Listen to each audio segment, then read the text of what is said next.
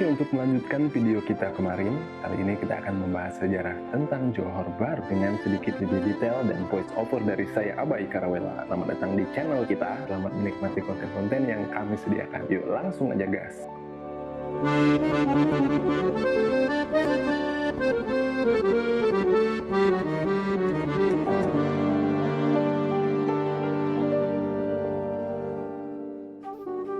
Akibat perselisihan antara orang Melayu dan Bugis, Kesultanan Johor Riau mengalami perpecahan pada tahun 1819.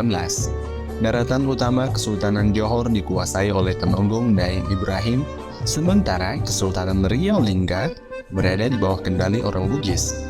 Temenggung ingin membentuk pusat pemerintahan yang baru, yaitu Kesultanan Johor dengan maksud untuk mendirikan sebuah dinasti dengan nama Temenggung. Temenggung sebelumnya sudah menjalani hubungan yang erat dengan Inggris, dan Inggris sendiri ingin mengendalikan aktivitas dagang di Singapura, sehingga ditandatanganilah sebuah perjanjian antara Sultan Ali Iskandar Shah dengan Temenggung Ibrahim di Singapura pada 10 Maret 1855. Berdasarkan perjanjian tersebut, Ali akan dimahkotai sebagai Sultan Johor dan memperoleh $5.000, ditambah dengan tunjangan sebesar $500 setiap bulannya.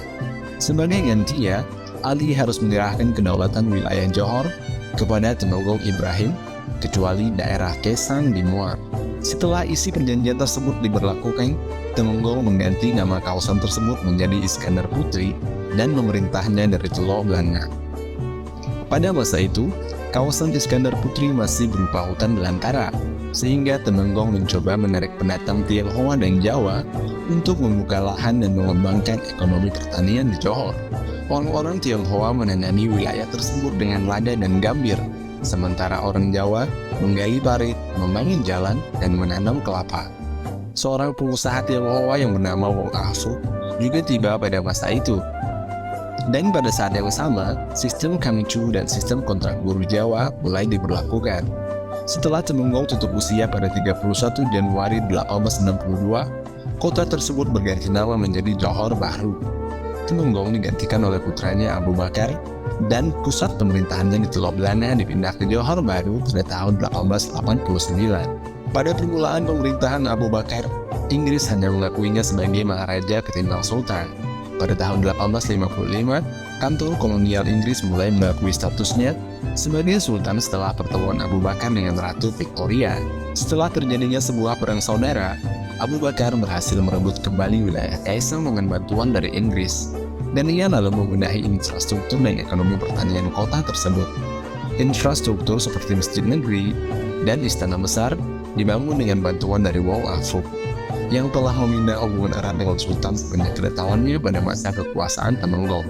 Abu Bakar lalu memerintah dengan mengikuti contoh dari Inggris, dan juga menerapkan sebuah konstitusi yang dikenal dengan nama Undang-Undang Tubuh Negeri Johor, atau disebut juga Konstitusi Negeri Johor. Meskipun Inggris telah lama menjadi penasihat Kesultanan Johor, wilayah tersebut belum dikendalikan secara langsung oleh pemerintah kolonial Inggris. Kekuasaan secara langsung baru dimulai pada tahun 1914 pada masa pemerintahan Sultan Ibrahim. Setelah status kerajaan diangkat menjadi status yang mirip dengan residen, negeri-negeri Melayu bersekutu.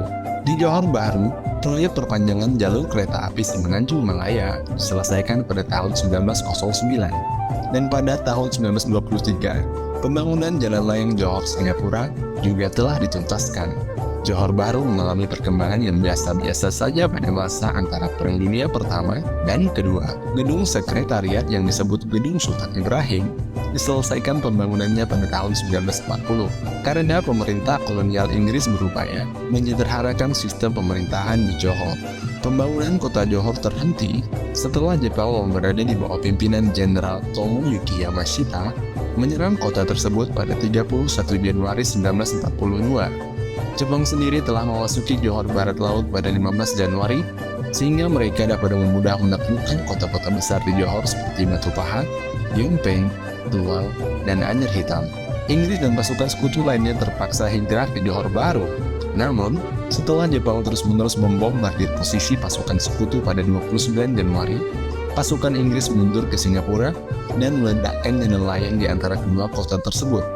Pada hari berikutnya, sebagai upaya terakhir untuk menghentikan pergerakan pasukan Jepang, Jepang kemudian menggunakan kediaman Sultan di Istana Bukit Sirene Johor Baru sebagai pangkalan sementara mereka untuk menjalankan rencana penaklukan Singapura sesambil menunggu penghubungan kembali jalan layang yang telah terputus. Jepang memilih istana tersebut sebagai pangkalan karena mereka tahu Inggris tidak akan berani menyerang tempat tersebut, mengingat mereka menjalin hubungan yang erat dengan Johor. Dalam waktu kurang dari sebulan, Jepang memperbaiki jalan layang tersebut dan dapat dengan mudah memasuki Pulau Singapura. Seusai perang pada tahun 1946, kota tersebut menjadi pusat pergerakan nasionalisme Melayu.